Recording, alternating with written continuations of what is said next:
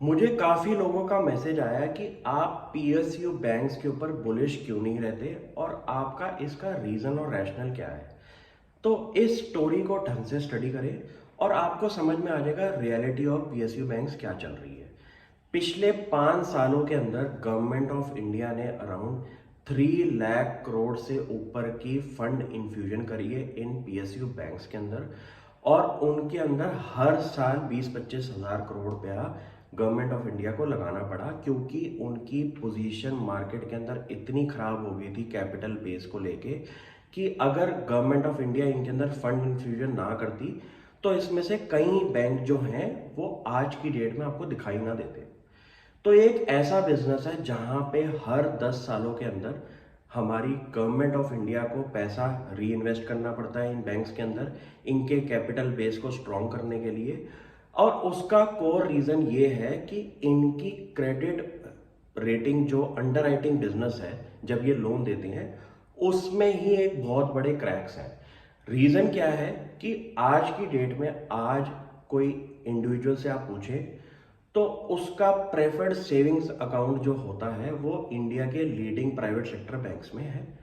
और उनसे अगर पूछा जाए कि आप कभी पीएनबी बैंक या फिर कोई और पीएसयू बैंक के ब्रांच में जाके कोई बैंकिंग सर्विसेज यूज करी है, तो उनका स्ट्रेट आंसर है कि हम कभी अपने पेरेंट्स ग्रैंड पेरेंट्स के काम को लेके हम वहां गए थे, लेकिन तौबा तौबा हम कभी नहीं जा सकते ऐसे बैंक की ब्रांच में कोई काम करवाने। उनके स्ट्रक्चर में ही ऐसी दिक्कतें हैं जो कि उनको सबसे ज़्यादा प्रॉब्लम क्रिएट करता है। और अंडर राइटिंग किसी बैंक की अगर स्ट्रांग ना हो तो आप जो भी कर लें ये कहीं ना कहीं जाके वापस एनपीए साइकिल में घुस जाएंगे। अब आप पूछेंगे ऐसा क्यों?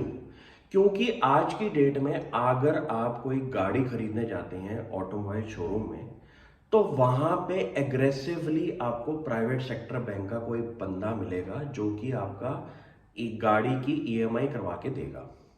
आप अगर कोई मॉल में इलेक्ट्रॉनिक खरीदने जाते हैं तो वहां पे कोई एनबीएफसी जैसे कि बजाज फाइनेंस, कोई आईडीएफसी फर्स्ट बैंक का बंदा मिलेगा ईएमआई कराने के लिए। तो कस्टमर फेस जो है जो चेंज हो रहा है वहां पे पहली बात तो पीएसयू बैंक्स की एंट्री नहीं है। उनके ब्रांचेस के अंदर जो नेटवर्क बैठा हुआ है वो इतना स्लो है कि आपको कोई काम करवाना है तो आपको डबल ट्रिपल टाइम लगेगा एक पीएसयू बैंक में as compare to private sector bank. Incremental growth जो होती है, जो आरबीआई की एक फाइनेंशियल रिपोर्ट आती है हर साल, उसके अंदर पिछले 10 सालों का अगर नंबर देखेंगे तो ऐसा हो रहा है कि डिपॉजिट बेस और एडवांसेस बेस का जो इंक्रीमेंटल ग्रोथ है वो सिर्फ और सिर्फ प्राइवेट सेक्टर बैंक्स के हाथ में आ रही है और वो भी बहुत तेजी से। तो ये हो सकता है कि अगले 10 सालों के अंदर जितना भी बिजनेस पीएसयू बैंक्स का है वो एक स्टैंड अलोन बेसिस के अंदर आपका प्राइवेट सेक्टर बैंक खाता हुआ आ रहा है। और वो चेंज नहीं हो सकता जब तक इनके स्ट्रक्चर में कोई चेंज नहीं आएगा। ये तो बात होगी कंपनी के फेस ऑफ इट पे। अब आप बोलेंगे कि यार इनके प्रॉफिट्स तो बहुत बढ़िया आ रही है फिर भी आप इसके अंदर बुलिश नहीं हो। तो बैंक ऑफ महाराष्ट्र का एक एग्जांपल मैं आपको देता हूँ। कंपनी की मार्केट कैप इस टाइम 23,000 करोड़ से ऊपर की है।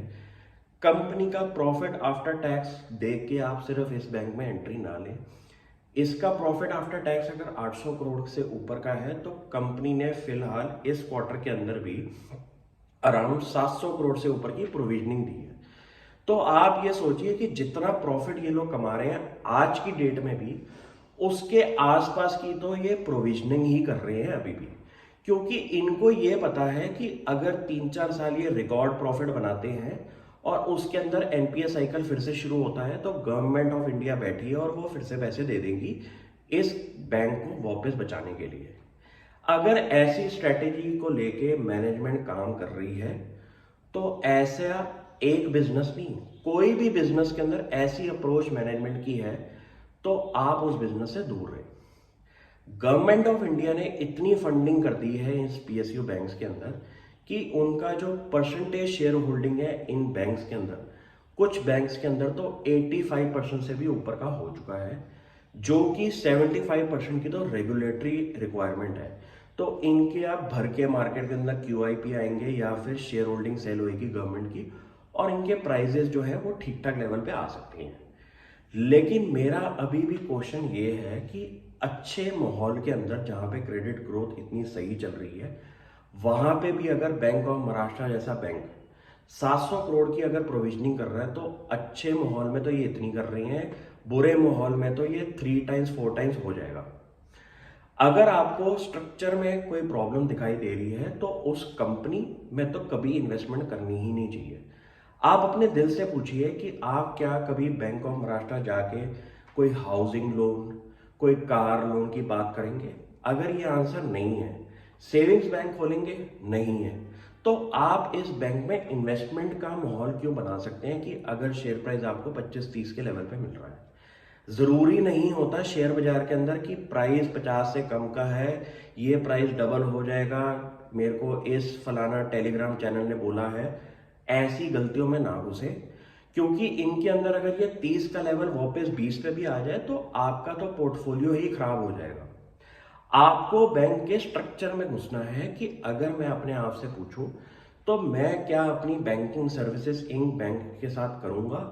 इसका आंसर नहीं है, तो इसमें इन्वेस्टमेंट भी करने की जरूरत नहीं है, क्योंकि इनके स्ट्रक्चर में ही ऐसी प्रॉब्लम चल रही है कि जितने भी बड़े कॉर्पोरेट्स हैं अपनी गाड़ियों के लिए तो HDFC से लेते हैं, लेकिन अपने बिजनेस लोन जो हैं वो हमेशा इन PSU बैंक्स के पास जाते हैं।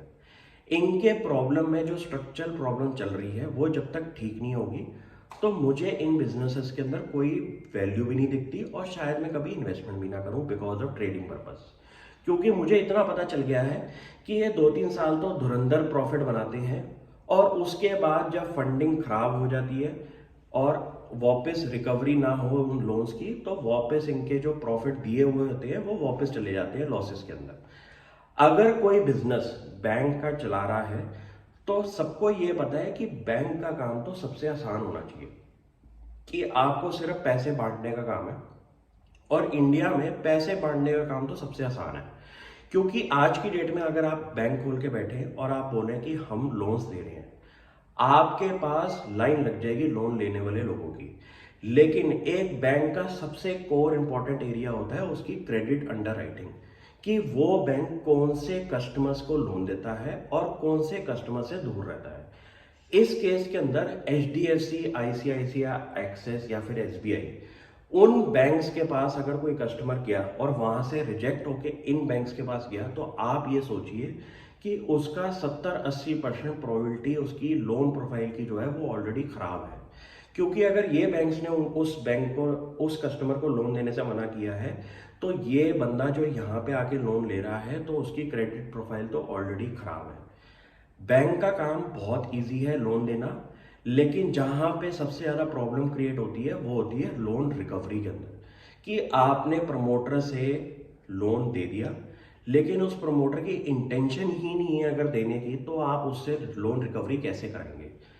पिछले 10 साल का डेटा ये मैं आपके सामने कह रहा हूँ कि जितना प्रॉफिट ये लोग बनाएंगे अगले 3-4 साल में, उससे ज़्यादा की ये लोग प्रोविजनिंग मार देंगे उसके बाद के टाइम पीरियड में। आपका एंट्री प्राइस अगर गलत हुआ तो आप 50-60% के लॉस में आ जाएंगे, और आपको ये लगेगा यार ये बैंक तो फिर से पागल बना गया। ये पागल तब तक बनाएंगे जब तक गवर्नमेंट ऑफ इंडिया इसके अंदर फंडिंग देगी।